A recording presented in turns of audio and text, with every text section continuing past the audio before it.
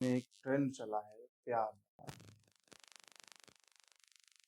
कहीं मैं सुनता हूँ कि वो प्यार में चला गया, वो प्यार में चली गई, उसने ऐसा कर दिया, उसने ऐसा कर दिया, उसने अपने इसको मार दिया, उसने अपने को मार दिया।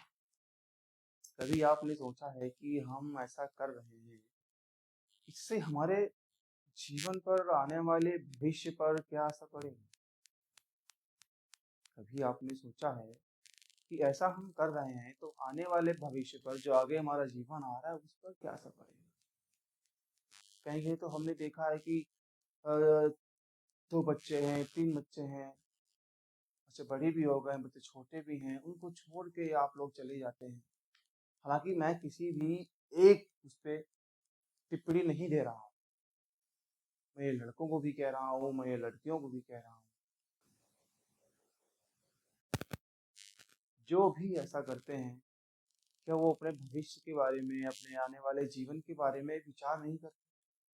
और जिनकी शादी हो गई है, वो भी ऐसा कर रहे हैं। छोटे बच्चे होते हैं, उनको आप छोड़ के चले जाते हो। क्या बीतती होगी उन बच्चों पे? अगर बाप चला जाता है छोड़ के, तो उन पे बाप का साया उठ जाता है। अगर पत्नी छोड़ के चली जाती है, तो उन पे माँ का साया उठ जाता है। इसे अपने एक निजी स्वार्थ के लिए एक दिमाग में क्या बोल सकते हैं, जिसे हम प्रेम नहीं बोलेंगे,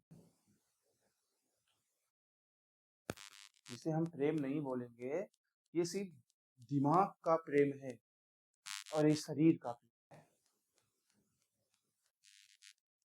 आत्मा का प्रेम नहीं है। अगर मुझे प्रेम ही होता या प्रेम मिलना होता तो शादी के पहले मिल जाता। सबसे बड़ी गलती तो सोशल मीडिया की है।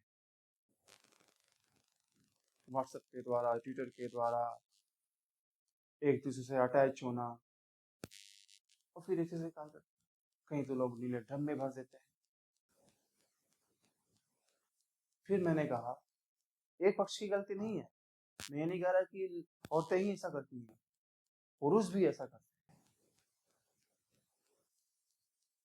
आखिर अपने जीवन में एक सामंजस्य क्यों नहीं निकाल पाते? पर हम प्रेम की बात करें तो जो हमारे जीवन में है वही हमें सिर्फ प्रेम दे सकता है, और कोई नहीं।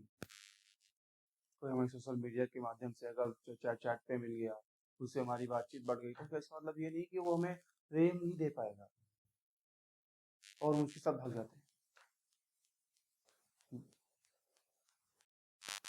उसके साथ हम भाग जाते हैं,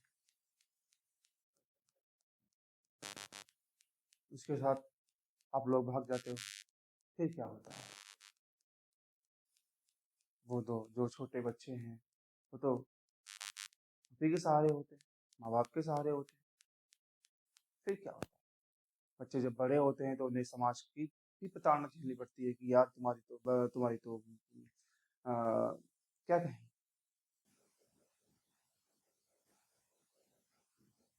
तुम्हारी तो माँ ऐसी थी, तुम्हारी तो माँ ऐसी थी, मेरे पापा को छोड़ चली गई, ये हो गया, वो हो गया। तो उनके दिमाग में एक नेगेटिविटी पाती है जो कि उन्हें भविष्य में एक अपराधी भी बना सकती है। या कहें बच्चे वो अपनी मानसिकता से कमजोर भी हो जाते हैं। आपने अपना जीवन तो बर्बाद किया ही किया, साथ में उन बेचारे बच्चों का भी जीवन बर्बाद कर देते हैं। अगर आप लोगों को ऐसा ही करना है या ऐसा करना चाहते हैं, शादी से पहले कर लीजिए।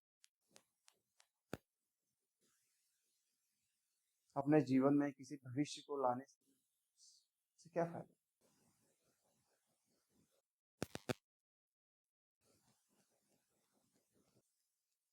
वो बच्चे फूल होते हैं, उन्हें तो ये भी नहीं ज्ञान होता है कि भविष्य मेरा कैसा होगा, अपने वर्तमान में ही जीते।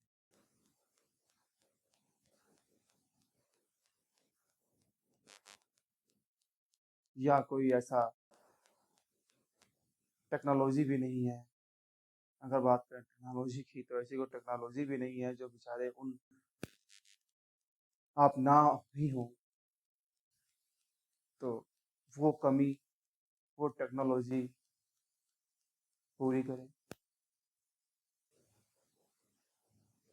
मैं यही कहना चाहूँगा, जीवन में आने वाला साथी